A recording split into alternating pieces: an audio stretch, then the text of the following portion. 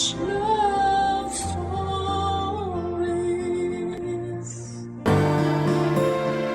Kahit na nakakapagod magtaguyod ng pamilya sa panahon natin, palagi pa rin tayong nagkakaroon ng lakas upang hindi sumuko.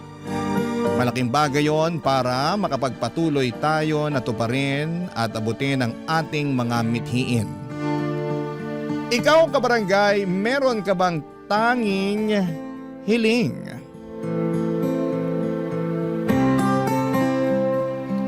Dear Papa Dudut, kung may buhay na patunay lang ng pagod, ako na yata yon, Papa Dudut. Hindi naman sa binabaliwala ko ang pagod at hirap ng iba, pero dahil kwento ko to ay hayaan nyo na lang din akong makapag-rants. Alam po ninyo, Papa Dudut, ay fan na fan talaga ako ng Barangay Love Stories noon pa man. Avid listener na ako ng programa ninyo since pandemic at talaga namang minamarathon ko po ang bawat kwentong ina-upload ninyo online hanggang ngayon. Tapos ay nangangarap ako na isang araw ay makapagsulat din po ako sa inyong istasyon at mapinin ninyong i-ere sa radyo. At eto na ngayon ang istorya ng buhay ko. Nga pala, tawagin niyo na lamang po ako sa pangalang Asmira. 37 years old, taga Maynila. Magsisimula ang kwento ko 10 taon na ang nakakalipas. Kayod kabayo at kalabaw ako para maitaguyod ang lola at kapatid kong PWD. At may espesyal na pangangailangan. Wala rin naman akong ibang maaasahan na mga panahon na yon dahil dalawa lang kaming magkapatid. At ako ang panganay, Papa Dudut. Kaya naman kailangan ko talagang magsikap ng husto kahit nakakapagod.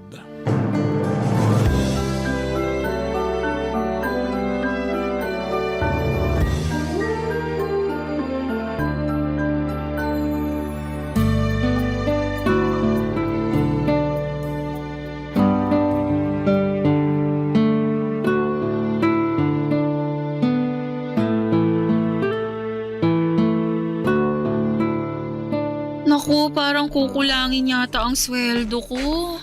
Asmira, bakit hindi ka pa natutulog? Anong oras na Tsaka ano pang ginagawa mo rito sa kusina? Umihi po ako eh. Tapos nakita ko na pumasok na yung sweldo namin sa savings account ko nung nag-check ako online. Talaga? Ang aga naman. Hindi ba't bukas pa yung sweldo ninyo? Opo, pero maaga kapag ganitong tumatapat ng Sabado yung sweldo. Wala naman kasing pasok bukas. Ay, oo nga pala. Opo, kaya lang. Kaya lang ano? Ang laki pala ng kaltas ngayong cut-off dahil nag-loan ako.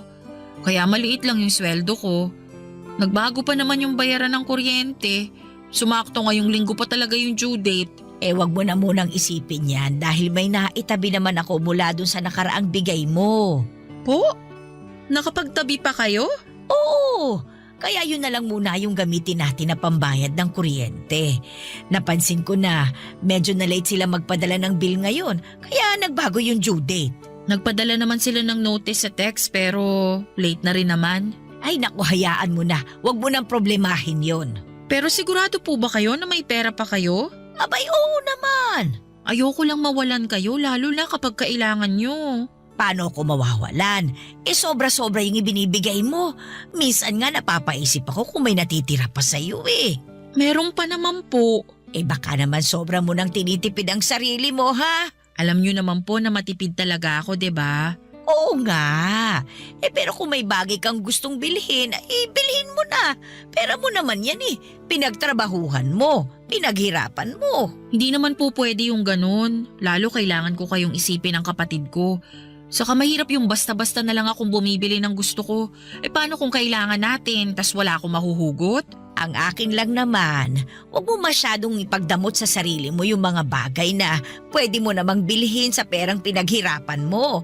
Tsaka katulad ng sinabi ko, may natatabi naman ako. Nagbibigay din naman ng ibang mga anak ko eh. Kaya ayos lang na hindi mo ako palaging bigyan. Ikaw na nga nagbabayad sa lahat ng bills natin dito sa bahay eh. Ikaw din bumibili ng bigas at saka nag-grocery. Wala naman po sa akin yun. Ang gusto ko, Mabigyan kayo ng maginhawang buhay ng kapatid ko. Palagi ko kayong iniisip at kasama kayo lagi sa mga plano ko sa buhay. Kaya nga nagpapasalamat ako sa iyo ng husto kasi hindi ka nagsasawa na palagi kaming isama sa mga plano mo sa buhay. Ako po ang dapat magpasalamat dahil sa pag-aalaga ninyo sa kapatid ko. Hindi ko alam ang gagawin kung wala kayo. Sigurado mahihirapan akong magtrabaho kasi wala akong mapag-iiwanan sa kanya. Ay naku, wala yon. Apo ko naman yun eh. At saka pareho ko kayong mahal. Kumusta po pala yung kapatid ko ngayong araw? Di naman po ba naging makulit? Ay nako, nagwala nga kaninang tanghali kasi nagulat doon sa kapitbahay nating nagpatugtog ng ubod ng lakas. Natutulog kasi kaya ayun, sinumpong paggising. Hindi ko nga kagad napakalma, iyak ng iyak tapos naninipa pa. Hala, nasipa po ba kayo, Lola? Oo, pero hindi naman masyadong malakas. Grabe naman. Nagulat kasi siya eh. Ako nga rin nagulat. Patulog na rin ako noon kasi katatapos lang namin kumain. Kasalanan ng kapitbahay natin. Pero alangan namang sisihin ko sila, hindi ba? Birthday kasi nung isang anak, kaya nagkantahan. Kaya lang, ewan ko ba naman sa ibang mga tao, walang pakundangan kung mag-ingay. Akala yata sa bundok sila nakatira ng 1 kilometro pagitan sa mga kapitbahay eh. Parang kilala ko na kung sino sa mga kapitbahay natin yang maingay. O sino pa nga ba? Di pinabarangay natin kamakailan lang. Ay, grabe po talaga. Pero paano nyo napatahan yung kapatid ko? Yun, binigay ko yung teddy bear na binili mo sa kanya. Ang sabi ko, kapag hindi niya yun inalagaan kasi panay ang iyak niya, ay iiyak din yun. Awa naman ng Diyos tumigil sa kaiiyak yung kapatid mo. Tapos nakita ko na lang na yakap-yakap niya yung teddy bear. Mahal na mahal niya yun kasi bigay mo. Ay, pero apo, gabi na, matulog ka na. Bukas na lang tayo magkwentuhan. Tutal, wala ka namang pasok eh. Opo, salamat po ulit sa walang sawang pag-aalaga sa kapatid ko ha. At sa akin na rin, Lola. Wala yun. Pareho ko kayong mahala po.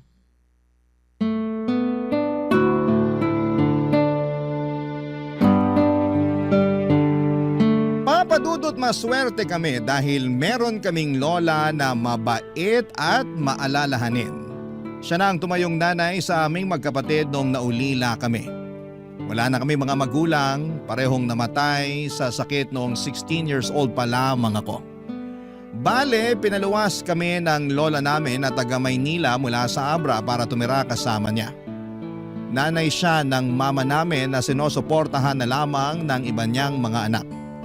Sakto dahil mag-isa na lamang si Lola sa bahay nila matapos mamatay ni Lolo ng mga panahong yon.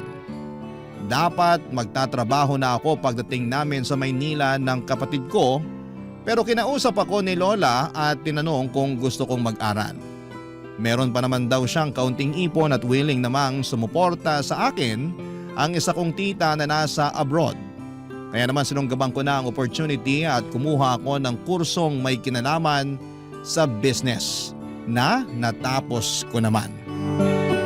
Fast forward, meron akong long-time boyfriend na mga panahong yon. Nagkakilala kami noong college at naging kami papadudot. Siya ang kasama ko sa lahat ng mahalagang parte ng buhay ko. Legal din kami sa mga pamilya namin at masasabi ko na siya talaga ang lalaking gusto kong pakasalan at makasamang bumuo ng pamilya. Kaya lang 2 beses na siyang nag-propose sa akin. Una ay noong 25th birthday ko at yung sumunod ay noong Valentine's Day ng 2014 papadudot.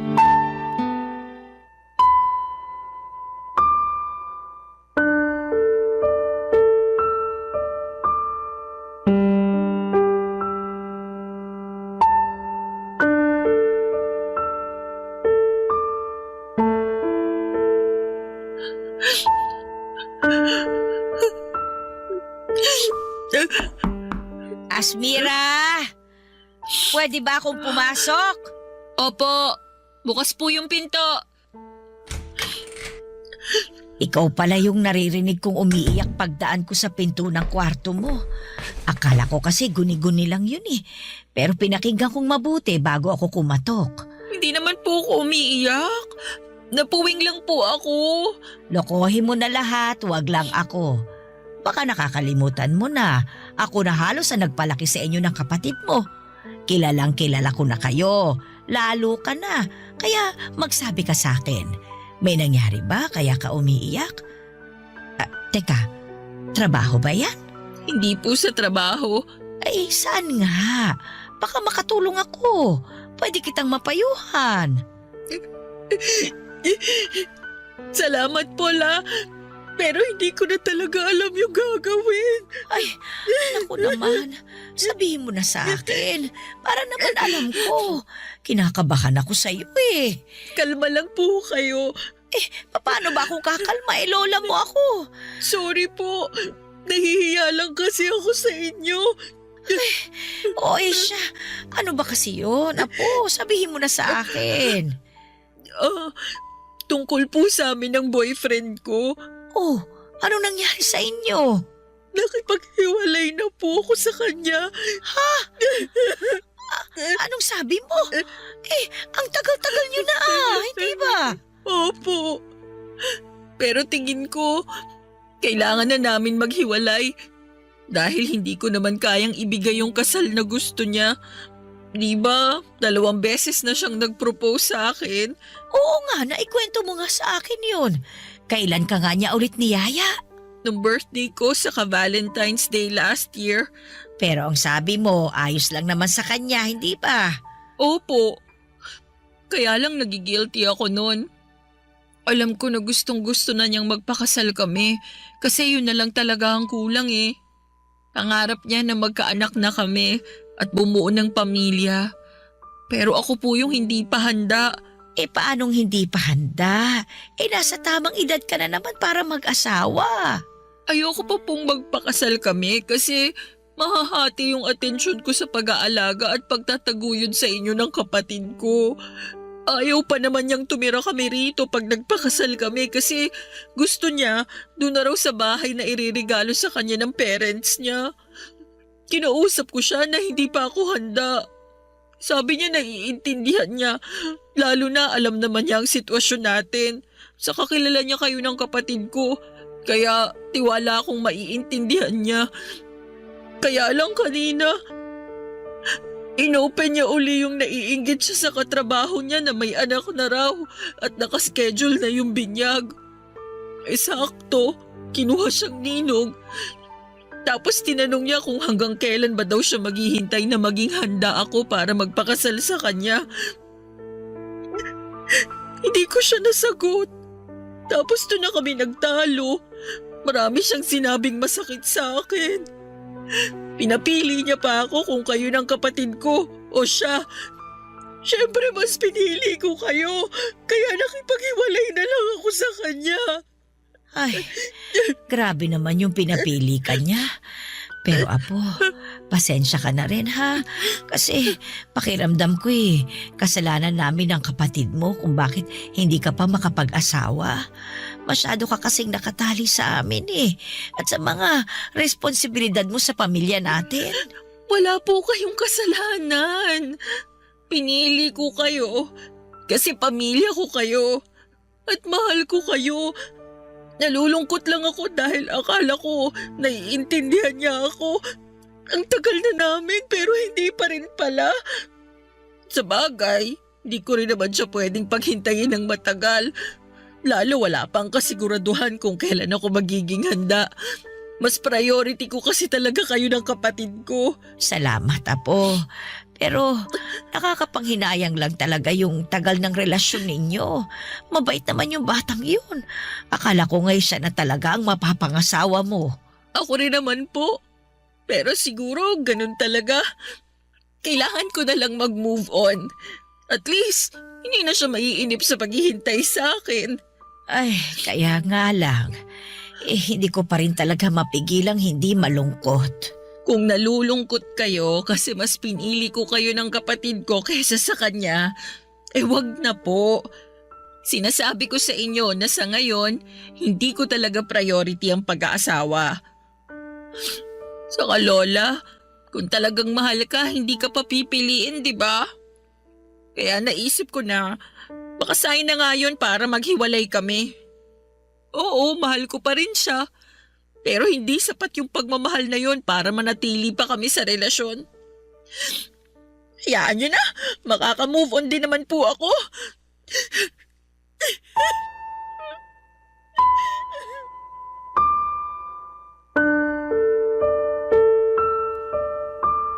Papadudot, masakit sa akin ang pakikipaghiwalay sa long-time boyfriend ko. Pero wala naman akong magawa dahil gusto na niyang bumuo ng sariling pamilya. At yon ang bagay na hindi ko pa maibigay sa kanya ng mga panahong yon. Mahal ko siya at siya na ang nakikita kong tao na makakasama ko hanggang pagtanda namin. Pero hindi pa ako handang iwanan at bitawan ng responsibilidad ko sa lola ko at sa nakababata kong kapatid. Kaya naman pinalaya ko na lang siya kahit masakit sa akin, Papa Dudut. Parang pinagpira-piraso ang puso ko ng mga panahong yon. Pero ayoko rin namang itali sa akin at patuloy na paasahin kung kailan ako magiging handa na bumukod kasama siya. Sobrang lungkot ko lamang noon pero umasa ako at nananalig sa Diyos na kung pagkakalooban niya ako ng panibagong tao na mamahalin ay sana'y matanggap nito ang responsibilidad na hindi ko mabitawan sa aking pamilya, Papa Dudut. Barangay Love Stories. Barangay Love Stories. Papa Dudut, alam ng Diyos na gusto kong makapag-asawa at magkaanak. Pangarap ko na yon simula nagdalaga ako at yung bang balang araw ay makakakilala ako ng isang lalaki na mamahalin ako at pakakasalan. Kahit na hindi masyadong mayaman pero masipag, mapagmahal at mabuting padre de pamilya, ay ayos na po sa akin. Kaya lang dahil sa paghihiwalay namin ng long-time boyfriend ko, aminado akong nagduda ako sa aking sarili kung may chance ba akong makapag-asawa at matupad ang pangarap kong magkapamilya. Pero 6 na buwan pagkalipas ng breakup namin ng ex ko ay meron akong nakilalang lalaki online. Nag-click kami at hindi nagtagal ay nagkita ng personal. Call center agent siya na nagtatrabaho sa Ortigas, Papa Dudut.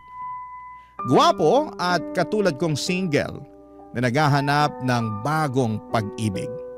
Pagkatapos ng una naming pagkikita, sinabi niya sa akin na gusto niya akong ligawan. Bagay na pinayagan ko naman. 1 buwan na niya akong nililigawan nang magdesisyon akong isama siya sa bahay namin para ipakilala sa lola at kapatid ko. Okay naman yung naging pagkikita nila, kaya lang makalipas ang 1 araw ay mayroon pong nangyari, Papa Dudut.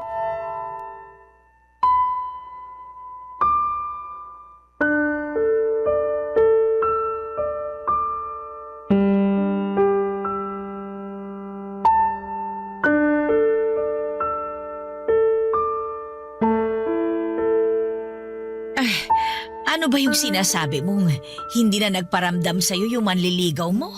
Wala na po eh. Hindi na po siya nagre-reply sa mga text ko. Cannot be reached na rin po yung number niya. Bakit naman niya ginawa sa'yo yun?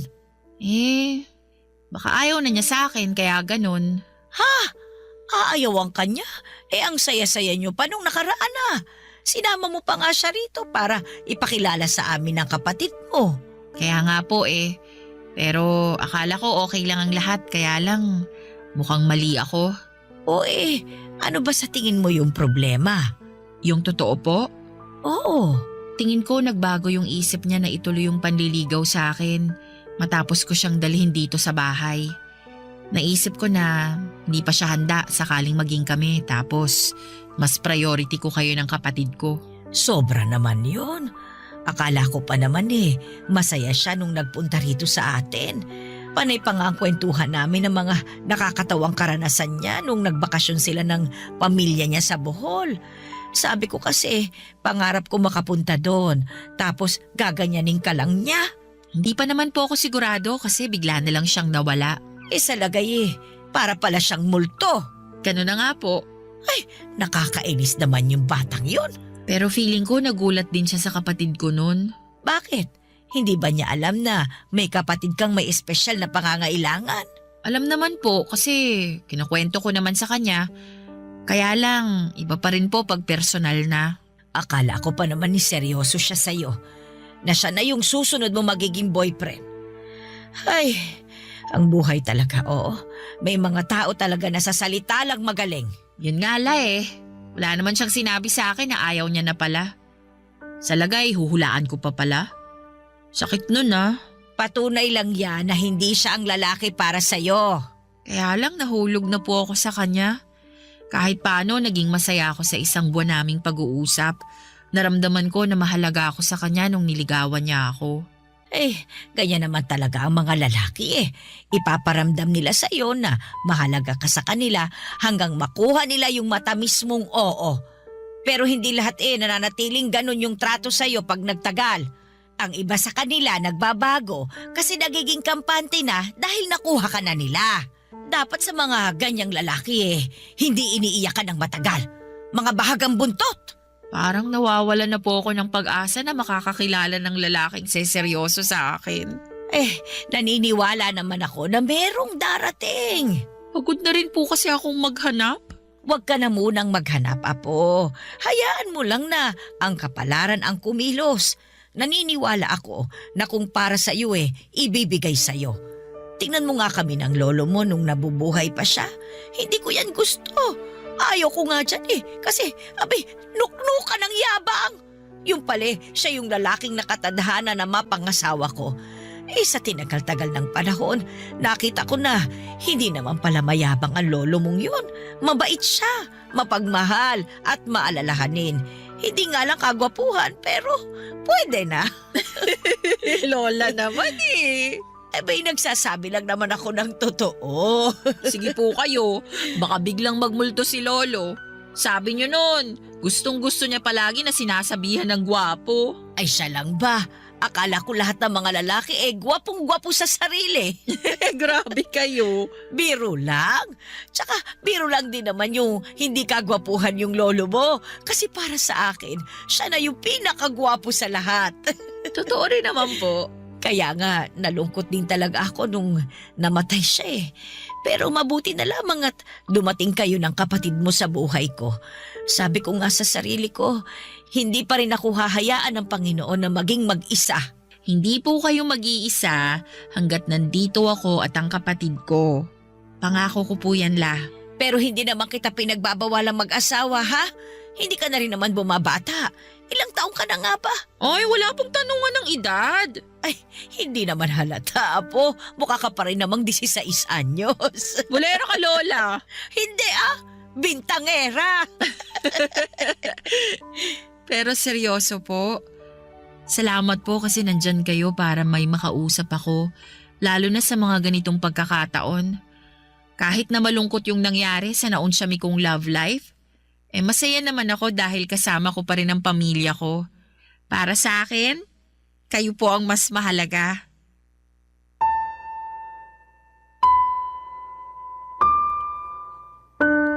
Papadudot doon ko na pagtagpi-tagpi ang lahat. Na baka kaya ako ginost nang nanliligaw sa akin ay dahil nakita niya ang sitwasyon ng kapatid ko at natakot siya sa responsibilidad na kaakibat ng pakikipagrelasyon sa akin.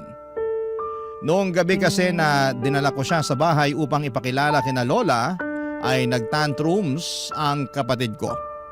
Umiyak ito at nagwala at hindi siya mapatahan ni Lola.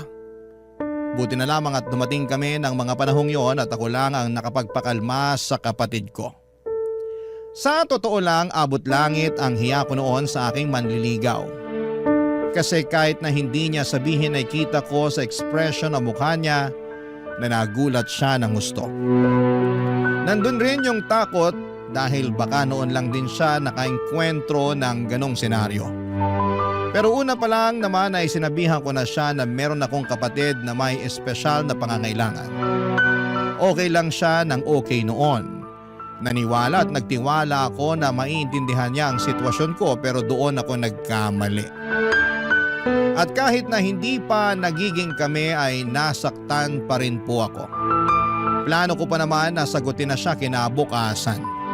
Pero may kasabihan nga na rejection is God's redirection. Ang ibig sabihin ay may mga bagay na hindi nangyayari dahil merong magandang plano ang Diyos para sa atin. Lumipas ang 5 buwan, nakilala ko si David. Bagong salta lang siya noon sa pinagtatrabahuhan ko. Pinalitan niya ang dati naming supervisor na paalis na ng panahong yon. Hindi ko naman siya boss, bali magkaibang department kami pero lagi kami nagkikita at nagkakasama sa mga management meeting, Papa Dudut. Naging close kami. At hindi nagtagal ay niyaya niya akong lumabas upang makipag-date, Papa Dudut.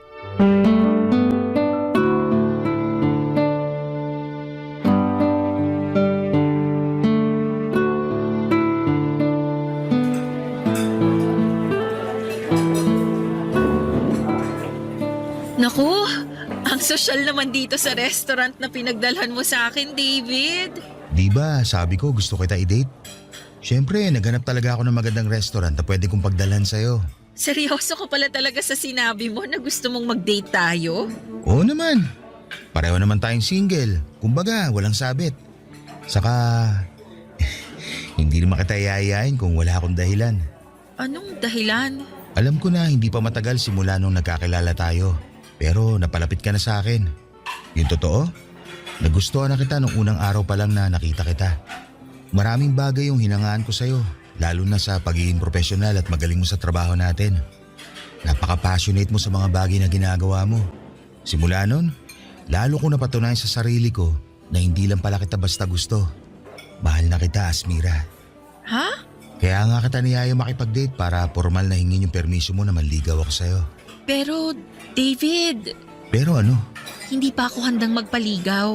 Ah, ganun ba? Oo, sorry, pero ano kasi, yung totoo, gusto na rin naman kita. Kaya lang natatakot ako na baka pag nakilala mo na ako ng husto, ayawan mo na lang ako bigla sa dulo. Anong ibig mo sabihin?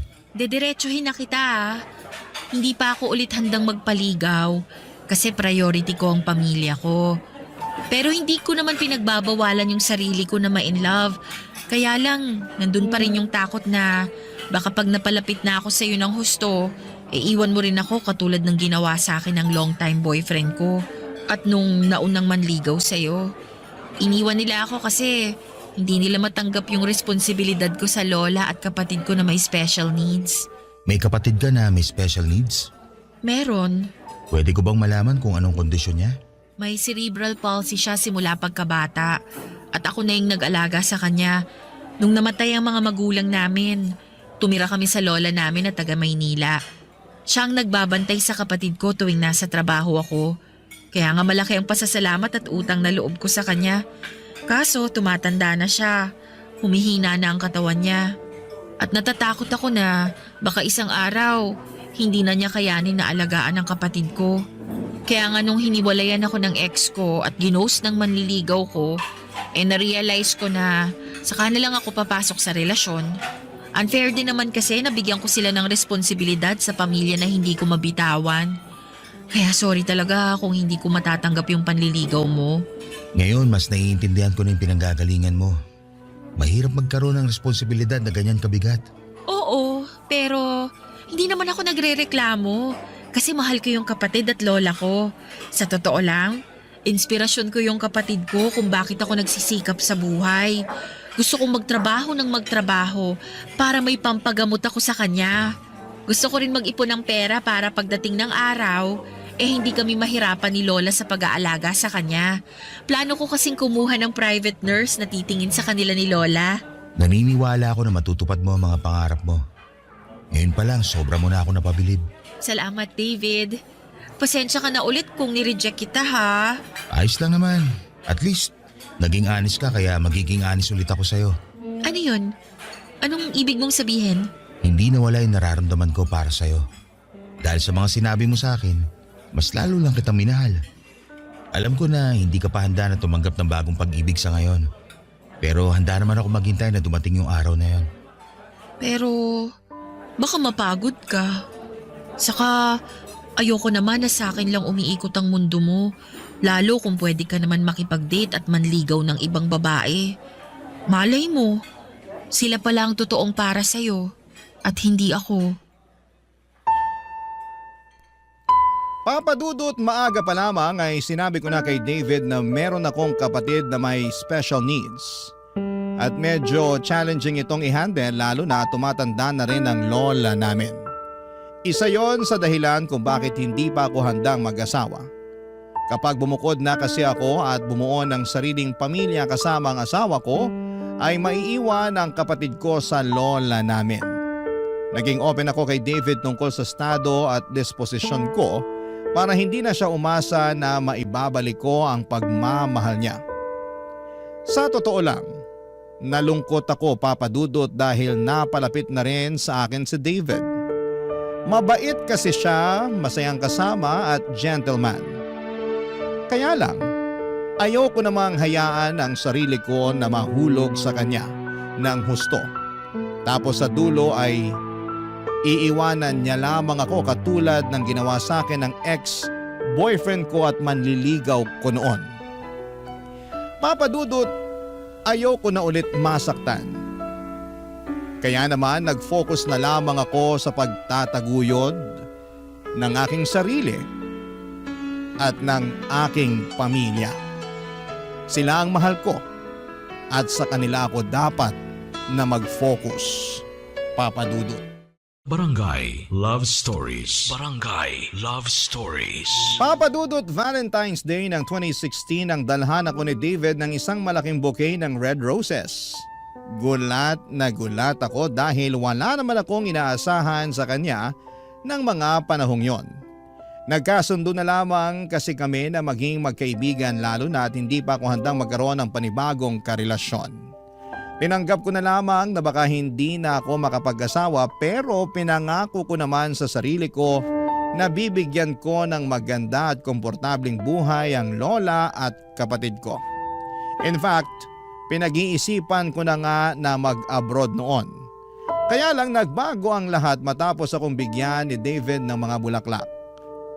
Sa sulat na kasama noon, nakasaad na gusto niya akong makadate.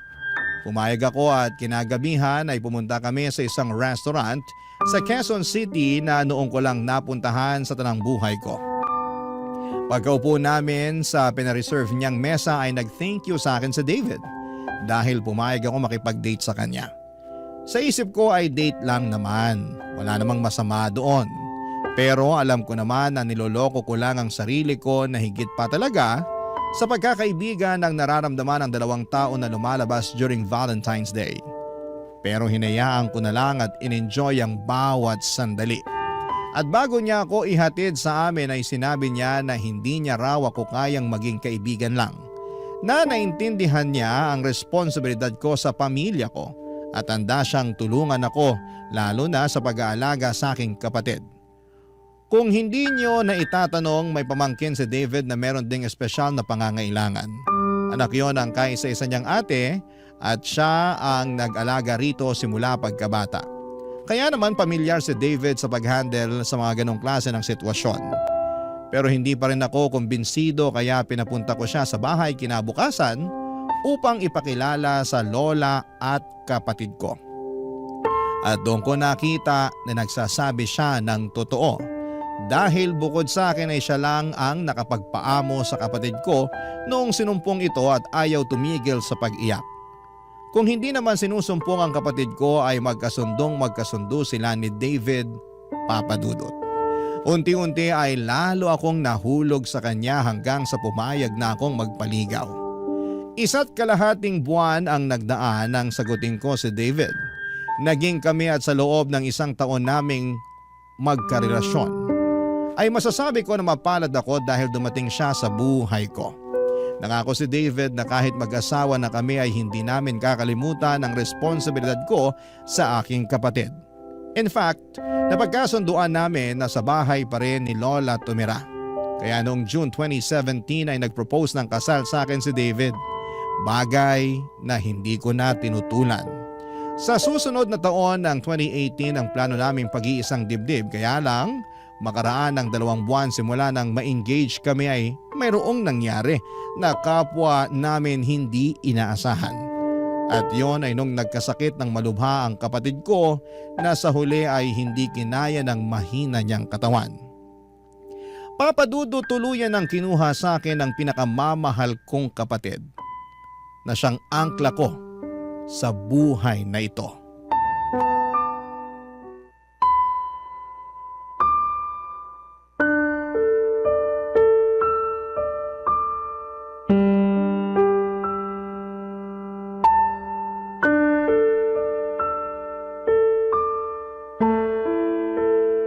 Asmira, ilang araw ka na hindi kumakain.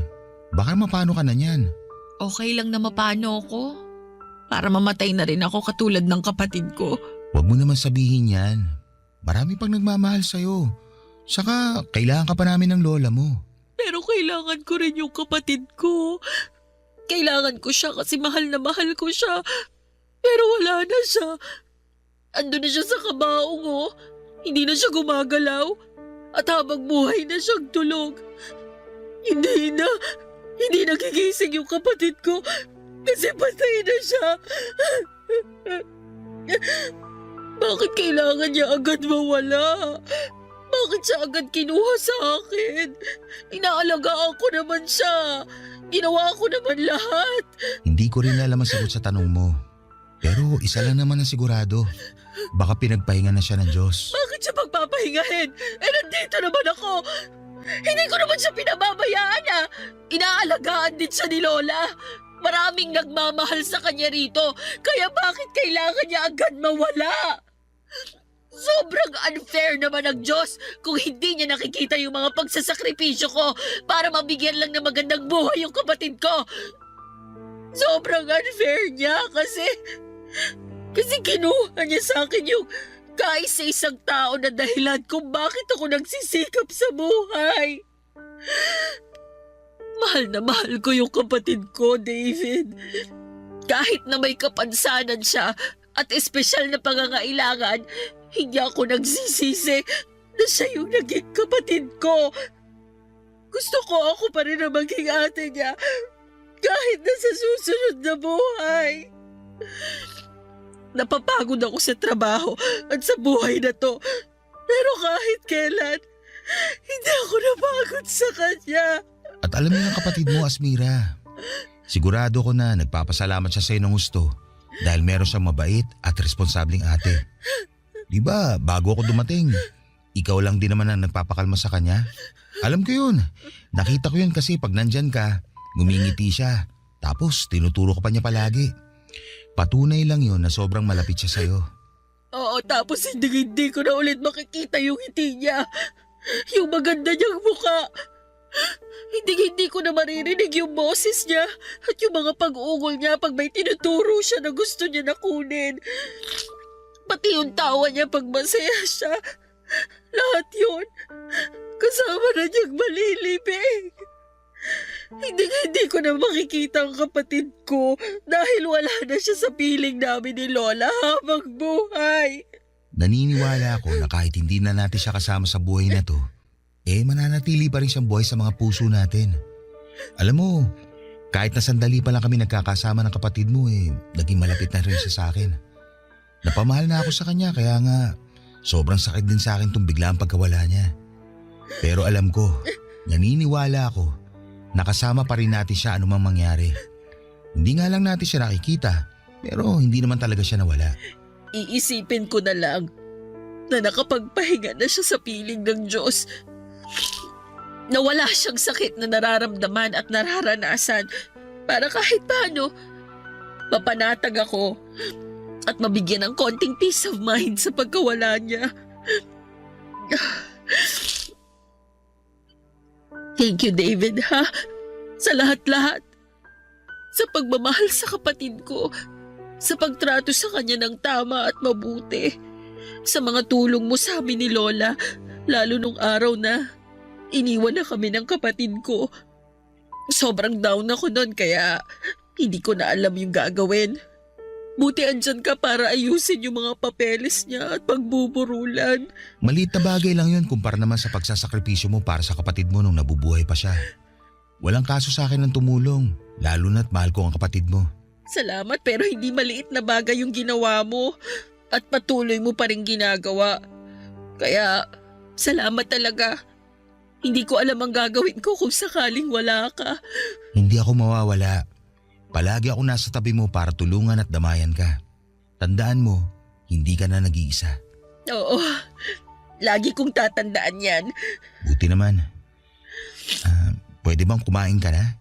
Nag-aalala na ako sa'yo eh. Wala pa rin akong gana eh. Pero sige, susubukan ko. Kakain ako kahit konti. Papa Dudut, ang sakit-sakit mawala ng kapatid. Hindi ko alam kung paano pa ako uusad ng mga panahong yon. Masyado rin kasing mabilis sa mga pangyayari at nagkaroon siya ng pulmonya at nagkaroon ng komplikasyon. Hindi na naagapan at hindi namin nakalain na kukunin na pala ng Diyos sa amin ang kapatid ko. Matagal na namang mahina ang katawan niya kaya mabilis siyang magkasakit, Papa Dudut. Pero naaagapan namin yon kaya gumagaling siya. Kaso sinabi na rin ng doktor na kusa nang bumigay ang katawan ng kapatid ko at wala na akong nagawa nung agawin siya ng kamatayan. Pakiramdam ko po noon ay gusto ko na rin mamatay lalo't wala na ang angkla ko. Sa totoo lang, kahit minsan ay nakakaramdam ako ng pagod sa pag-aalaga at pagtataguyod sa kapatid ko ay mahal na mahal ko pa rin siya. Siya ang inspirasyon ko at dahilan para magpatuloy sa buhay. At nung nawala siya, pakiramdam ko ay nawala na ako ng direksyon sa buhay at pag-asa na makakausad pa. Pero buti na lamang at nandyan sina Lola at David. Naging sandalan ko sila sa oras na nanghihina ako gawa ng pagkamatay ng kapatid ko. At kapag gusto ko nang bumigay, yung pagmamahal ni David ang nagsisilbi kong lakas, Papa Dudut. Sa pagpapatuloy ng aming relasyon ay natuloy pa rin ang kasal namin ni David noong 2018 at tumira kami sa bahay ni Lola at nangako na aalagaan siya. Hindi nagtagal ay nabuntis ako. Masayang masaya kami ni David dahil magiging magulang na kami. Kapwa excited kami at kabado na rin. Kaya lang habang ipinagbubuntis ko ang panganay namin ay muli kaming sinubok ng kapalaran. Matapos matuklasan sa isang masusing pagsusuri na mayroong Down syndrome ang magiging anak namin, Papa Dudut.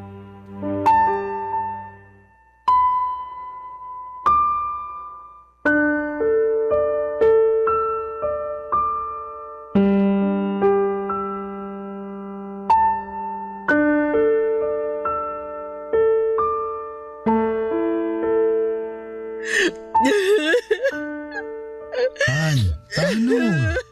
Baka mapano ka naman. Nag-aalala ako sa'yo eh. Ang hirap lang kasing tanggapin, Han. Bakit sa anak pa natin nangyari yun? Bakit siya pa? Iniingatan ko naman siya eh. Pero bakit? Hindi ko rin alam pero alam ko iniingatan mo siya. Siguro ganun talaga. Tingin mo, pinarurusahan tayo ng Diyos? Kaya binigyan niya tayo ng anak na may espesyal na pangangailangan? Hindi ah. Hindi. Pero bakit nga kasi yung anak pa natin? Ewan ko Han. Pero naniniwala ako na walang bata ang deserve na makatanggap ng ganong sakit. Oo, kasi alam kong mahirap dahil napagdaanan na yun ng kapatid ko at ng pamangkin mo. Natatakot lang ako para sa anak natin. Lalo na't hindi na magiging normal sa kanya ang lahat. Simula pa lang sa araw na isilang siya sa mundong to. Natatakot din naman ako pero kailangan pa rin nating tatagan ang loob natin. Hindi pwede na tayo mga magulang niya ang unang-unang panghihinaan. Hindi kawawang anak natin dahil may espesyal siyang pangangailangan. Magiging kawawa lang siya pag pinabayaan natin siya. Tama ka. Totoo lahat ng mga sinabi mo. Pasensya ka na sa akin. Hindi ko naman intensyon na maapektuhan ng husto sa nalaman natin eh. Naiintindihan ko yung takot mo bilang nanay. Takot din naman ako pero kung hahayaan natin na kainin tayo ng takot na yun, hindi natin maibibigay yung best natin bilang magulang sa magiging anak natin. May dahilan kung bakit pareho tayo nagkaroon ng karanasan sa pag-aalaga na may mga special na pangangailangan. Ikaw sa kapatid mo at ako naman sa pamangking ko. At ngayon na special din na magiging baby natin, sigurado ko na hindi na tayo mahihirapan. Kung mahirapan man, napag-aaralan naman ang lahat eh. Basta tutukan lang natin si baby at huwag pabayaan. Kahit na anong mangyari, anak natin siya at mahal natin siya. Oo, anak natin siya at mahal natin siya. Hindi yun magbabago kahit na ano pang itsura niya. Ganun na nga. Saka hiniling natin siya sa Diyos. At ngayon binigay niya na sa atin yung panalangin natin. Dapat masaya tayo, hindi ba? Masaya naman ako, pero hindi ko lang napigilan yung bugso ng damdamin ko. Alam ko kasi yung hirap at pagod sa pag-aalaga ng bata na may espesyal na pangangailangan. Oo, pero hindi ka naman mag-iisa sa pag-aalaga sa anak natin. Andito ako. Andyan si Lola. Tutulungan ka namin, Han. Kung noon mas nakakapagod dahil kailang dalawa ni Lola nag-alaga sa kapatid mo. Pero ngayon kasama niyo na ako. Sisiguraduhin ko na magiging mabuting padre de pamilya ako para sa inyo ng anak natin. Mamahalin ko kayo at aalagaan sa abot na makakaya ko. Hindi naman yung sinumpaan ko sa altar nung kinasal tayo, hindi ba? Naniniwala ako na hindi tayo bibigyan ng Diyos ng pagsubok na hindi natin malalagpasan. Magtiwala lang tayo at maniwala na magiging maayos ang lahat. Salamat, kasi gumaan ng husto yung loob ko.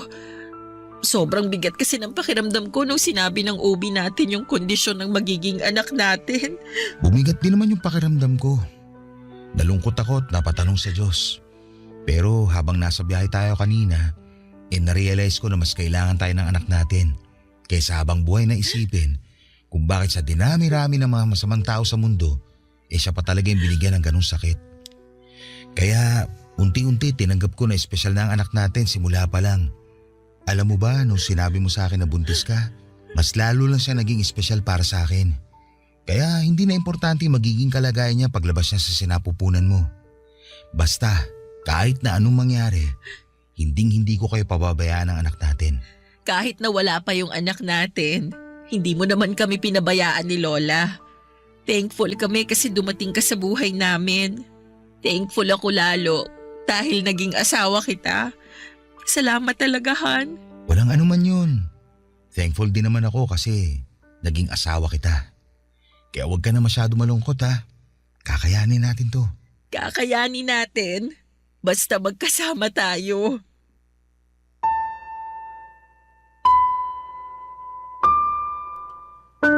Papadudot walang pagsidlan ang pagpapasalamat ko sa Diyos. Dahil ibinigay niya sa akin si David at hinayaan niya itong maging asawa ko. Napakapalad ko sa kanya dahil hindi lang siya mabuting asawa kundi responsable ding padre di pamilya. Dahil nandyan siya ay mas gumaan ang lahat sa akin. At alam ko na wala akong hindi kakayanin dahil nasa tabi ko lamang ang lalaking pinakamamahal ko. Totoo nga ang sinabi ni Lola na kusang darating ang tao na para sa iyo pag hinayaan mong gumawa ng paraan ng kapalaran. Tungkol naman sa baby namin, pinanganak namin siyang may Down syndrome. Pero kahit na may espesyal siyang pangangailangan ay malusog ang anak namin. At simula pa lang noong araw na isinilang ko siya ay marami na ang nagmahal sa kanya. Sa kasalukuyan, kami ni Lola ang magkatuwang sa pag-aalaga sa anak namin ni David habang nasa abroad ang mister ko. Noong 2022 kasi ay nabigyan siya ng opportunity na makapag-ibang bansa. Ako naman ay nag-work from home sa gabi bilang virtual assistant. Nakakapagod magtaguyod ng anak na may espesyal na pangangailangan pero kahit kailan. Hindi po ako napagod na maging nanay niya. Para sa akin, biyaya siya ng Diyos. Katulad ng kapatid ko na espesyal din sa puso ko. Maraming salamat po sa inyo, Papa Dudut, sakaling mapili po ninyong i-area ang sulat ko at sana'y kinapulutan po ito ng aral at inspirasyon ng mga kabarangay natin. God bless and more power sa Barangay Love Stories. Number 1 po kayo sa aking puso. Ang inyong forever kapuso at kabarangay, Asmira. Barangay Love Stories. Barangay Love Stories. Anong say mo sa Barangay Love Stories na ito? Pagkwentuhan natin sa comment section yan. Nagustuhan ng iyong napakinggan? Ituloy yan via live stream sa www.gmanetwork.com/radio.